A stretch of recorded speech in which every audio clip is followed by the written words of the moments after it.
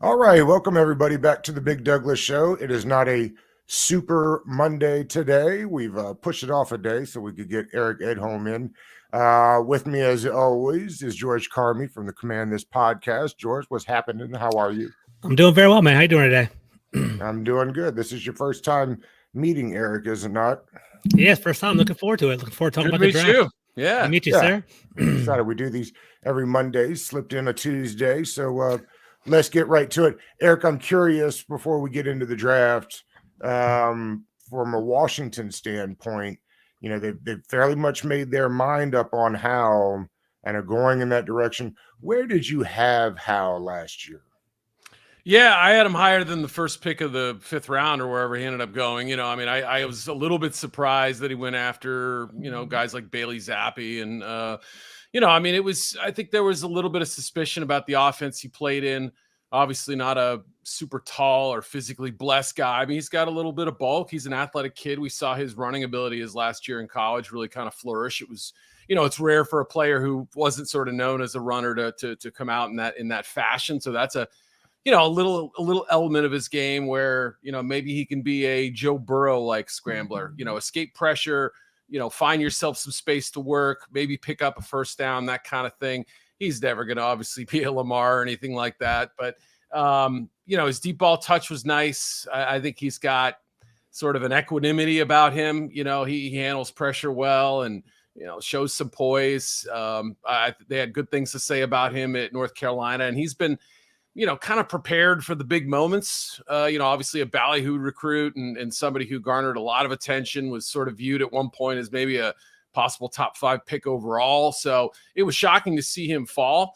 And I get that people are going to have a little bit of suspicion about the whole thing and just wonder, is this a real quarterback battle, or are they just biding time till next year's draft? How do you view it? But Howell, you can't just write off, I don't think. I want to see what he can do, especially with those wide receivers. And oddly enough, right, everybody is trying to sort the same situation where they can draft a guy and sit him for a year, a la Patrick Mahomes. I'm not right. comparing him. Yep. Don't get mad at me. I'm not comparing him to Patrick Mahomes, but he got to sit for a whole year, kind of get used to at least the gameplay. The offense will change with Bieniemy, but it will be that opportunity where you were able to sit a guy and let him kind of get used to it. If they say that's beneficial, then that should be a good thing for Howell. Right. And he got the Mahomes late season sort of, audition and got a little time to get his feet wet and everything. And it was a little surprising they didn't appear to consider him an option prior to that. It felt like a very late sort of promotion there and almost we got nothing to gain at this point, but so that does put a little bit of a damper on it. But I think the fact that their relative inactivity outside of Jacoby Brissett has been pretty telling about the fact that they think, he's certainly not going to embarrass himself, or he's certainly going to compete at a high enough level to make them think that they have at least one good option there, if not 2 respectable ones. So, again, there definitely is a cap to what your expectations could reasonably be. But at the same time, I think there's also a little bit of intrigue there that we, may be overlooking a little bit big picture. Yeah, and Eric, it's kind of funny. So, draft status and the round you're selected in kind of like comes with a certain pedigree and certain respect of putting your name on that, right? So, yep. How would Sam Howell, do you think, compare to like this year's QB class in regard to like Anthony Richardson and Bryce Young and CJ Stroud? Like, where would he fall in that realm? And would he be a projected 2nd, 3rd round pick in your opinion, or where does he fall in that echelon, I guess, right there? Yeah, if we had the same body of work that Howell produced in college and just pushed it up a year or whatever, and had him in this draft class, meaning he didn't play college football last season, who knows, right? What could have happened? Yeah, I mean, he could have gotten beaten out by Drake May, right? I mean, we don't know, right? So. There are certainly other options that could have changed his course, but still, assuming that we know exactly what we knew about Howell coming out, I think he probably would have been in between that kind of nether region right now. I mean, depending on how you have him stacked between Hendon Hooker and again, this is a stronger quarterback class than what we had last year. It is Hendon Hooker and maybe like Jake Haener or any of those day 3 types that are out there right now. And that's not to, besmirch the bottom end of the quarterback class. It's just obviously that there's a pretty top heavy element to this group. And that's what we've been kind of talking about now, is the possibility that, 4, maybe 5 go in round one. Obviously I don't think Howell would have, suddenly in this class, been pushed up into round one mix, but, Haener, Aiden O'Connell, Jaron Hall, even Tanner McKee for that matter at Stanford. I don't know that any of them had a better body of work than what Howell did. But again, the NFL did treat Howell with a little bit of suspicion. What was he, the 5th quarterback taken in relatively poor quarterback? I mean, that's, that's something we have to at least factor in, I think. How many quarterbacks go round one this year? And as you hear it, is Hooker starting to make headway, at least moving himself above Levis? Oh, I don't know about that. I don't think he'll get drafted ahead of Will Levis. I don't know. I mean, maybe there's been reports that I'm unaware of. I haven't heard anything to that level. I mean, feel free to step in if you have something you wanted to throw out there specific, but I haven't heard those things. So I don't know if they're necessarily true or not, but if I had to guess, I think there's more appreciation for Will Levis, flaws and all, right? Warts and all, than maybe some people kind of realize at this point. I wrote in my top 100 list, I had Levis number 14 or something, or 15. I don't remember exactly where, but he's getting destroyed out there by draft media, right? You go on Twitter and it just, I agree. Yeah. Fire up the search bar and my God, it's, shield your children's eyes. It's really it's kind of awful, but the Hooker love is definitely increasing. And I think it's, we wanted to know about his health, right? We wanted to know how big a deal his age was, 25 years old. Levis is 24. Let's throw that out there to be fair. Joe Burrow is 24. It's not a killer, but it is a limiting factor, if you will. So that I think the two obvious sort of pillars you would rest on for him being a first round pick is that he's got the talent, and that you want to make sure you have that, if you're a team drafting him, the 5th year option in the first 31 selections this year, normally 32. But is that as important for an older quarterback who isn't a surefire top 10 pick? I don't know. It may be, it may not be. It depends on the team. I mean, like a team like an analytics-driven team like the Vikings, for instance, or the Browns, if they have, concerns about Watson or something like that. I'm just trying to think of some teams that, or the Lions. Obviously, they have a good mix of old school scouting and new school philosophies as well.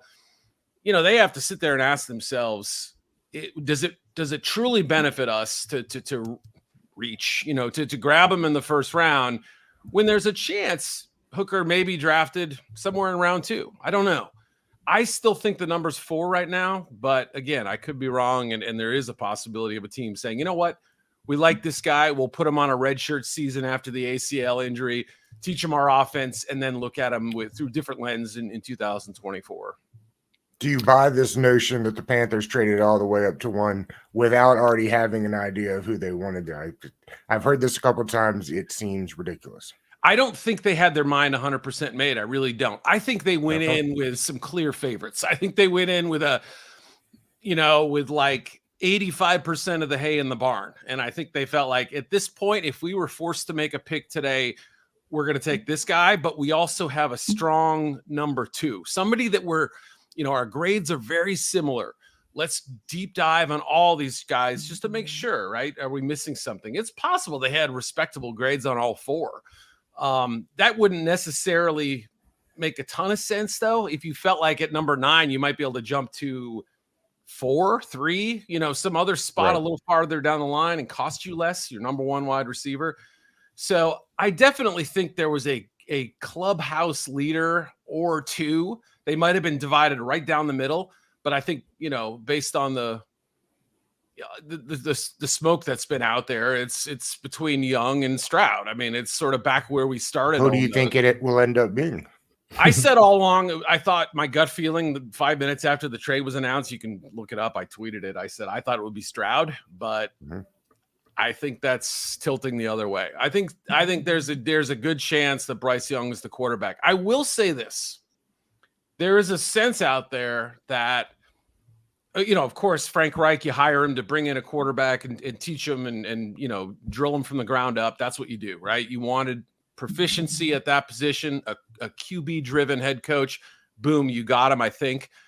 You bring in Josh McCown, a guy who's played in a million different offenses, super smart, super athletic, well-respected. He's your QB coach. Boom, another asset there. Scott Fitterer, GM, the guy who drafted Russell Wilson, has overseen this process, has let a couple quarterbacks go by. He's theoretically the one who pulls the trigger on the trade. But there's somebody above all of them, and that's David Tepper, the owner. I don't know who he likes, but I think it's Bryce Young. I mean, does that matter? I think it does.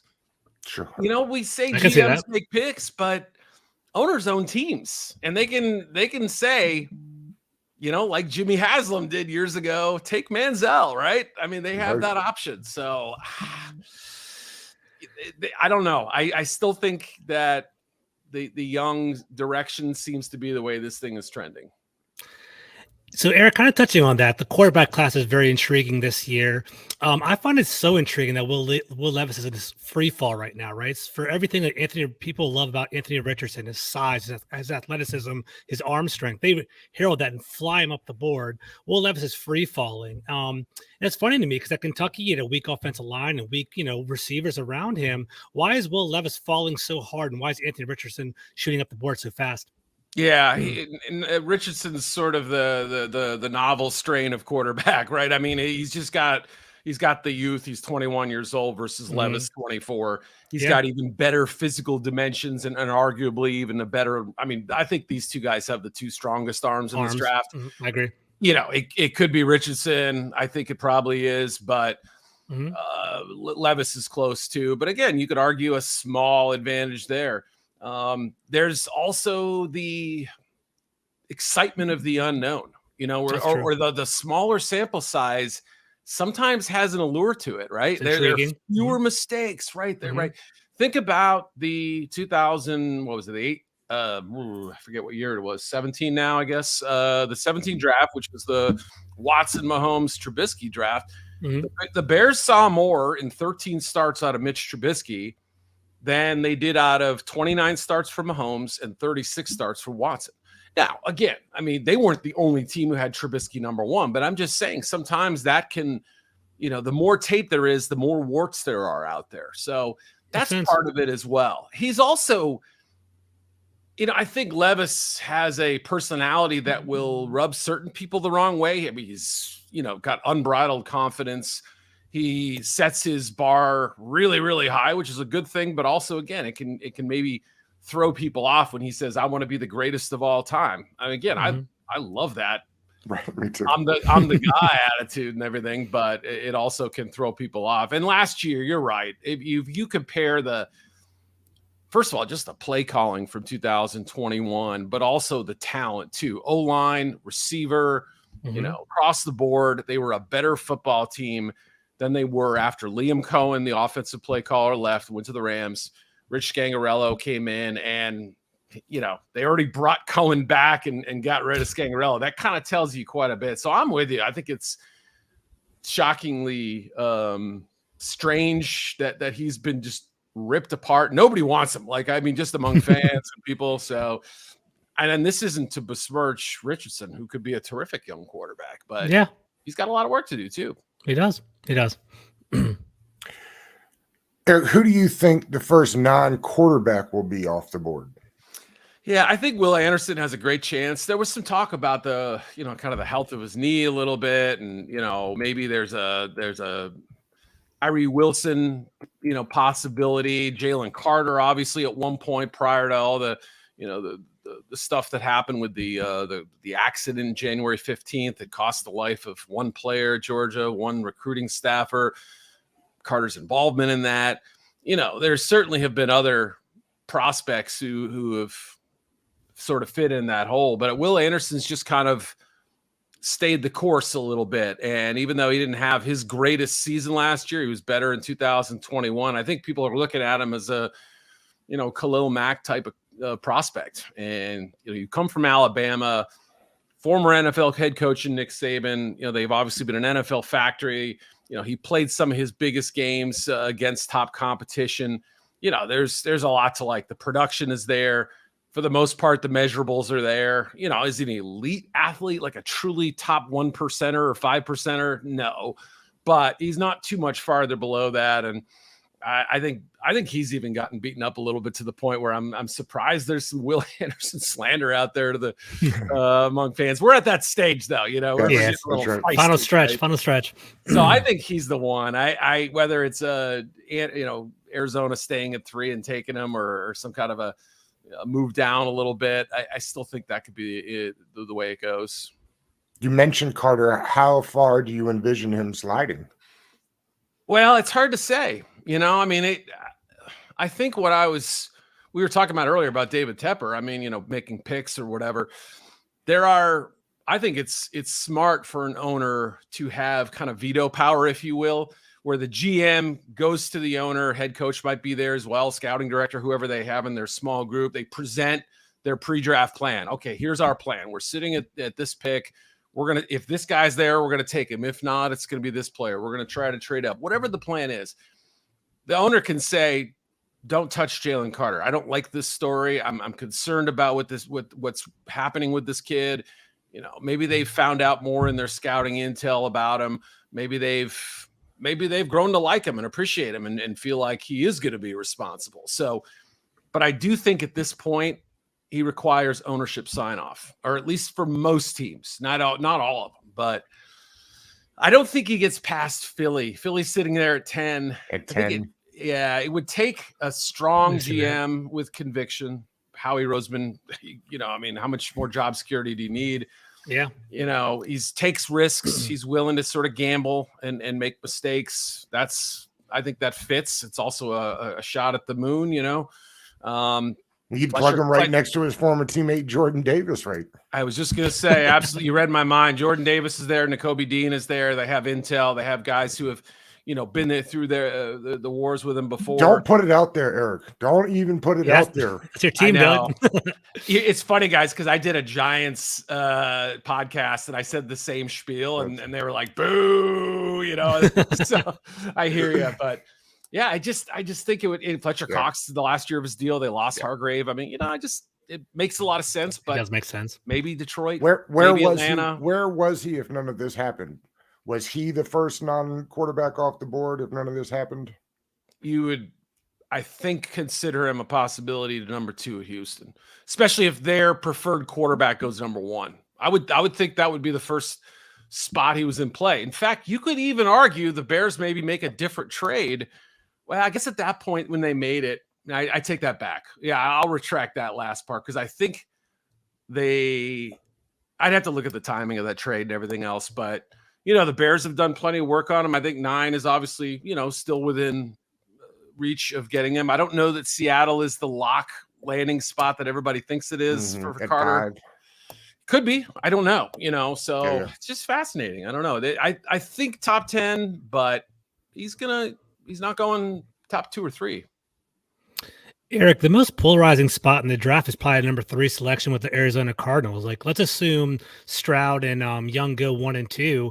Do you think Arizona will sit there? Do you think there's a team that's going to trade up to potentially leapfrog the Colts and maybe get Anthony Richardson? Like, what are your thoughts there? The safest move obviously would be slide down 1 spot. You're going to get the same player you would have drafted at 3, right? Unless home run. Mm-hmm. Yeah, I mean that makes it's made the most sense to me for 2 months now. Mm-hmm. But there is a team or two, picking below that who have brought in Richardson for visits, brought in Will Levis for visits, who potentially could be in the quarterback market, like Tennessee. Mm-hmm. You know, I think they're one of those fascinating spots. We haven't really talked about Ryan Tannehill much. I thought after the playoff game 2 years ago, he might be in his final year. They bring him back.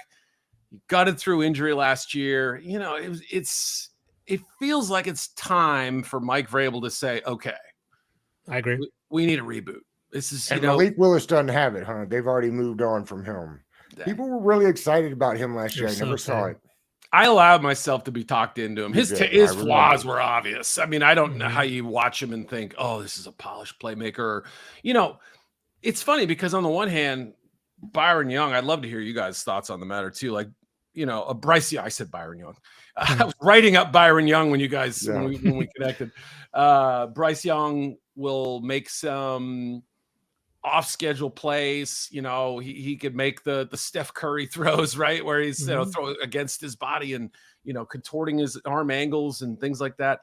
And we see the same thing from other quarterbacks, and we treat it with a little bit of suspicion. I mean, that's what Malik Willis was coming out, he was kind of a freelancer, but I think he had so far to go. Bryce understood the offense like a coach. And whereas my understanding was that Malik Willis was given some freedom on these things and was given very kind of simple concepts to learn. It takes a long time to really grasp. So I don't think they've given up on him, but I don't think they view him as their future starter at this moment. When did it come together for you for Stroud? For me, I hadn't seen it right away. That Georgia playoff game, really opened my eyes for Stroud. It was funny because when the season ended, we were doing a pod, and I remember saying, "I know you're not supposed to scout the helmet, but I can't get over scouting that Ohio State helmet. You're not supposed to scout the size, because I think Bryce Young, I watch enough SEC football, it feels like he understands what's going on." But Stroud looked so good in that Georgia game. He did some things that I frankly didn't think he had in him. Do you think the rest of the league saw it, and was it enough to boost him up to the number one spot? It was definitely a game changer for his evaluation. I remember watching it thinking, this is what Ohio State message board people have been, screaming to the heavens about. We got a taste of it in the Northwestern game. Did you guys watch that game? That was the one with like the crazy winds. I'm based in Chicago, and like all day long we were like battening down the hatches around the house. So it was a crazy day. So they weren't really able to throw the football. I don't think we view that as a total negative against his arm talent. But we saw his ability to move. They would call read option plays, and they had him, kind of working outside the pocket. And you said, we have something here. If you guys remember, his first college touch was a 48-yard touchdown run. And, he didn't play much in 2020, but he did get that one little opportunity. I think it was against Akron. I don't even remember now. But he is an athlete. He's just been drilled so much by Ryan Day to say, work the offense, work the progression, go through the reads, touchdown to check down mentality. Let's do it. And when you have Jackson Smith and Jigba and Marvin Harrison Jr. and Olave and Wilson, like offensive line. Yeah. Good O-line, first round picks and stuff. I mean, guess what? They're going to be open. So he didn't really have to do that. I'll be fascinated to see wherever he lands, whether he could tap into that same athletic ability. I think he will. I think he's seen the light on this and realizes that there's, it's a great tool to have when you need it. And that's, but is it enough to take over the number one spot? I don't know. I would have thought it could have been, but at this point, given all the buzz about Young there, I really can't say it has. Gotcha. Go ahead. Do you have something done? Go ahead. I was going to say that the Washington Commanders are at 16. A lot of people have them looking at O-line and corner. So I guess with Moltar, who do you think the first offensive lineman is off the board? Probably either Paris Johnson or Peter Skoronski. I think there's been a lot of buzz that Broderick Jones could also be gone by the time they pick, that all three of those guys could be gone in the first 13, 14 picks. You've got the Jets in New England at 13 and 14. I think both are very fascinated, or, not fascinated. They're both in on the tackles, or at least theoretically. So corner makes a little bit more sense talent-wise, depending on what you think of Darnell Wright. Some people feel like Darnell Wright deserves to go in that, top half of round one. I'm one of others. those. Are you? Yeah. So, I mean, I wouldn't say it's out of the realm of possibilities. Otherwise, DB makes a lot of sense. Sure. Tight end, I've even heard. I mean, I don't know, but maybe more later in the draft. But that's a position to look at. And to that point, I kind of feel like there's going to be some domino effects today, Eric. So the Detroit Lions traded Jeff Okudah to the Falcons today, opening up a position for them in their backfield. And their defense has been, subpar for most of last season. Do you think that CB run starts at number 6 with the Detroit Lions, maybe Christian Gonzalez, or what do you think? It could be Devin Witherspoon. I mean, if you look at what Brad Holmes, the GM, kind of looks for in players, yeah, like the measurables are great, but I did a story on him when he was with the Rams as a scouting director, and he always harkened back on, and again, this is not to suggest that Christian Gonzalez doesn't love football. He's just got a very sort of low pulse, nothing kind of bothers him, very smooth athlete. He plays the game in a far different way. Whereas Devin Witherspoon's an enforcer. He's got even though he's 5'10", 183 or whatever, plays like a lot bigger, and he enjoys playing a lot bigger. That's how he sort of wins, I think, is his mentality. And it just feels like play style wise, Witherspoon fits better, but can you talk yourself into a 5'10", 100, 5'11", maybe 180-pound corner with the 6th pick in the draft? That's the tough call. Physically, Gonzalez, you say, boom, that's what a top 10 pick at cornerback looks like.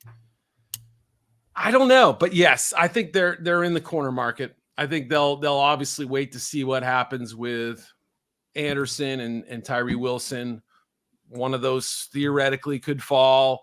What happens with Jalen Carter? But I do think that you don't see teams deal away corners when they don't really have to. They could have kept them, if they really wanted to, and they sold them for, quarters on the dollar. Yeah, 100%. So, that doesn't necessarily keep the Falcons from drafting a corner either, right? Exactly. Oh, absolutely. I mean, right. If I was going into a GM interview, I would say we're going to draft multiple DBs and multiple offensive linemen every year, or at least high priority free agents. We're going to spend the majority of our cap, but if we don't take a second one, because they're hard to find and you need them, and you need lots of them. And that's, I think, how I would go about it. But yeah, it makes sense. So speaking of size at the cornerback position, Joey Porter Jr., obviously we're talking about him, is at 34-inch arms, 6'2". It seems that people are kind of nitpicking his game as more of like a press man corner and has some deficiencies there. Do you think he would be a good spot for 16 for the Commanders? Do you think Deonte Banks is maybe potentially catching up a little bit on him, with that whole upside ability? What do you see there? Yeah, that whole eye-popping workout he turned in, what a story he's been. First of all, just not really knowing much about him prior to last season. I mean, obviously he had started games before, but he'd had the injury problems. He started as a freshman, really. But neither guy has really produced a ton of interceptions. Both guys showed a better playmaking ability as far as passes defended, preventing receptions from happening, whatever you call it, right? Both guys were better at that last year. Banks had a little more freaky athletic ability, although boy, if you're the length that Porter is, you factor that in too. I mean, that's a big deal. Plus the name, I'm not saying it legacy. Rings just a bell in your ear a little bit. I can see that 100%. And it's just bloodlines. I mean, I think NFL scouts will tell you it matters, right? The question is, does he play like his dad? I don't think so. I don't see it. I mean, I see a player who, and he talked about it at the combine. He said, I'm more of my mother's personality, more sort of analytical and more patient, calm. And I do think you see a lot of that in his play. I mean, you don't see him panicking, maybe earlier in his career a little bit more. And yeah, the lack of playmaking does bother me a little bit, but he's not going to last long. And what I think Steelers pick right after you guys, right? They do 17. Yeah. Yep. Wouldn't it be the most Commanders thing ever to just swipe him right before the Steelers are on the clock? I'm sorry, you guys know, right? The Commanders draw a lot of ire from people, whether 100%, yeah, definitely. whether they're NFC or East fans or not. We know that, yeah. So it would just be like the ultimate blank you to everybody else, and good for them if they got him. I mean, it would be a fun story, I think. That'd be hilarious, 100%. There's a distinct portion of the fan base, Eric, that is in on Bijan Robinson at 16. That he's the difference maker. There's best player in the draft, and if he's there, you take him. Where do you think he kind of fits into the first round? And do you see him as a potential pick for the Commanders? I mean, for a team that I don't think is going to contend for a Super Bowl title next year, absolutely. I mean, he's my number, 2 or 3 overall player. I get the running back value question. I really get it. I understand. And there has to be a cutoff where you say we're probably not using a top 5 pick and maybe even a top 10 pick on a running back, right? History shows you could find them later. The financial aspect of it, certainly, you'd rather grab a quarterback, pass rusher, a pass blocker, whatever, a corner, a higher priority position in those spots. Makes sense to me. But at 16, I mean, just because Brian Robinson Jr. is there? I mean, again, I love Brian, but I would never hesitate, especially in a league where the run game seems to be kind of cycling back in. You need multiple backs that you can count on. One goes down, you have the other, you use them together, boom, everything's great. I think anywhere after the first 7 or 8 picks of the draft, I would be completely on board with taking them, but I don't think like everybody else too. I don't know. I mean, there's an anti-running back bias. This year's draft will be a great test to see, what happens with him. I suspect, I don't know. I've been kind of pondering where he might go, but Atlanta's been mentioned as a possibility at 8. Eagles at 10 make me nervous. Eagles at 10, really, but really nervous. I will say the Eagles, though. Here's my thing with the Eagles. They're another analytics-driven team, have been for years. Yeah, they had the 2nd or 3rd best rushing efficiency offense last year with a guy they just got rid of, a few other cast-offs. They have the blocking. They have Hurts. They have theoretically the play calling, even though Shane Steichen left. Is that more of a luxury than it would be somewhere else? Yeah. So just wonder whether they would. I mean, there was a time when if you suggested the Eagles would take a running back in round 1, you'd be blowgunned right there. Like you'd be out, they would take you out and not let you keep going. So. Great. Eric, real quick. So, we see prospects like Darnell Wright being exclusively pegged as like a right tackle.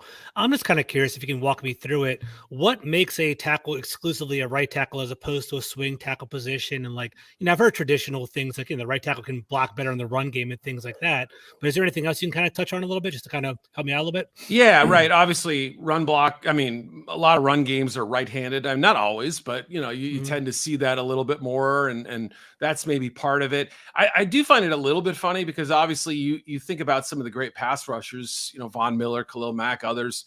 A lot of them line up on the left side. I mean, the defense is left, so your right tackle is blocking them. I think there's just been this for years, this idea of like the left tackle is the gold standard.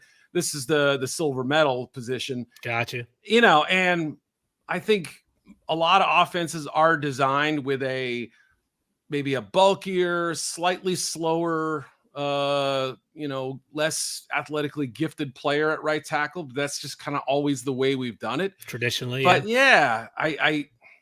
we've also seen in a player like Wright, we've seen him play left and right tackle. So we have something to go off of. 2021 is almost this whole season was at left tackle.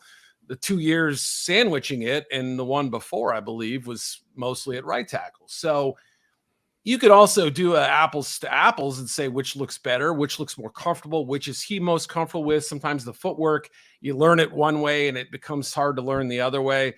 It's a case-by-case basis. I know there's this trope out there where we kind of say this is how it goes, but to your point, I don't know that I don't know that there's like a hard and fast set of rules that still exist anymore. Well, and when you think about, both the Bosa brothers, Chase Young, I mean, these are just off the top of my head guys that rush over the right tackle now. The day and age where you just needed one feels like it's being integrated. Same thing with guards. The more and more interior pressure is being, the new thing, which to your point, Eric, everybody's getting smaller in the linebacker. As we switch to these shiftier offenses. I think you're right. That it may not be this year, might not even be the next year, but I can see where the heavy run game will come back as all of the defenders start getting lighter and lighter to be able to cover these guys. It's always been that way in the league, right? It's more of a catch-up game, particularly on defense. We've already seen it start. We averaged 120 plus rush yards per game. Now, a lot of that is quarterback driven, right? We've embraced the idea in the NFL of the quarterback run game. Hurts, we saw what he did last year. Mahomes can do it, obviously, every now and then. We know the usual cast of characters. But it's also, I think, a reaction, like you said, to seeing more nickel defense out there, more dime defense, smaller personnel, and I believe that we're definitely headed in that direction again. I believe it was the best rush total year in something like 20 years. So I double check on that. I have to double check, but I think that's right. Cool. Let's wrap with this. Easy to do it this way. Give us a couple of names maybe that you're higher on, and a couple of guys that you could see, kind of taking one of those first round tumbles. Good question. Yeah, I think, I'm just trying to think of some of the guys that I don't spend a ton of time looking at other people's stuff. And I don't mean that like dismissively, like, oh, I learn everything. I hate to be biased, and because I've fallen into the trap before. Well, everyone's got this guy in the top 10. I better put him up there.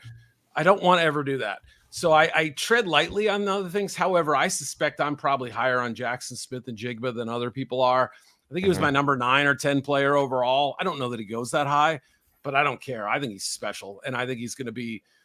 I mean, he's not fast by wide receiver standards. He's average to a slightly above average, but he's got elite quickness, elite route running ability.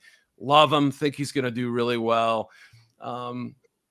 I don't know that everybody's in on Kalijah Cansey, the D tackle out of Pitt. Obviously, he's scheme specific. He's an underside. People compare him to Aaron Donald. Please don't do that. You can do whatever you want, obviously, but yeah, it's just unfair to him. He's not that. Like, could he be Ed Oliver? Sure, yeah.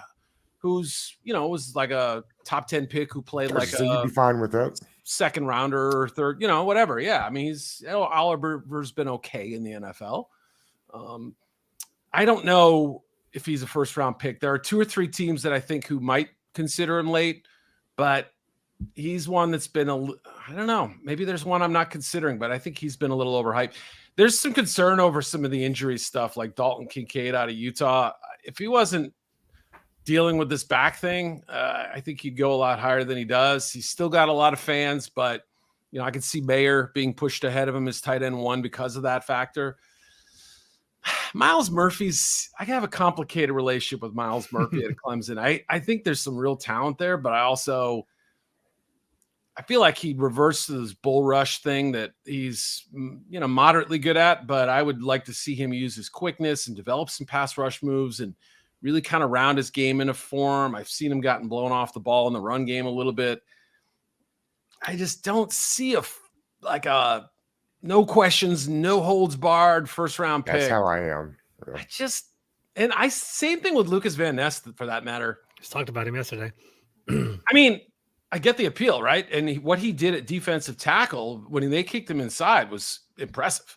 It was the outside reps that made me think, I don't know, most tackles could handle him first year. So what do you do with him? Do you bulk him up? Do you make him a power end? Do you slim him down? I don't know. I mean, that's a fascinating question. So there's a few names. Jalen Hyatt, I see a one-trick pony, a really good one-trick. He's fast.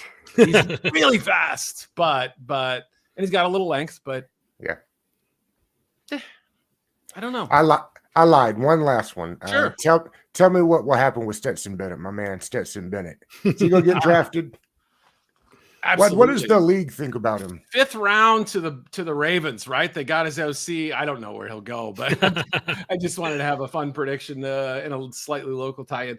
He's got some issues, obviously age, 25, character stuff, the arrest, and kind of this attitude that can rub people the wrong way. You've also got this great underdog story, right? I mean, he was basically told, don't bother coming back to Georgia, and he just kept showing up, and he kept winning, and he just kept winning. Yeah, sending guys out of town. Justin Fields transferred, other guys did too. I mean, it's kind of crazy when you think about it, what he's been able to accomplish when other people told him he couldn't. He's athletic as heck for, he's got a little more arm talent, but he's wild too. So day 3, but middle of day 3, if I had to guess. And I think, he may end up playing a little bit in the NFL. I think you will too.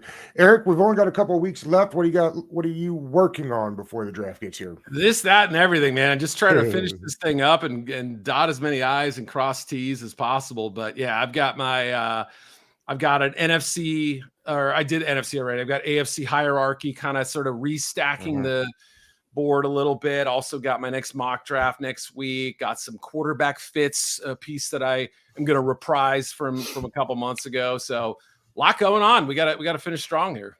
Who will you be mocking to the Commanders? You want to give us a little early insight? I don't know yet. When we were talking through the corners, both Porter and Banks, I think, are options. It's a little higher than I would like to go for either one, but I wouldn't be, it's not, that's nitpicking. I think both would make a lot of sense. I mean, then again, if one of the offensive linemen were to fall, I would have to consider him. Gotcha. Eric, you're the best, buddy. I appreciate you doing this with us today. Yeah, our pleasure at all. Thanks for having me on again. All right, man.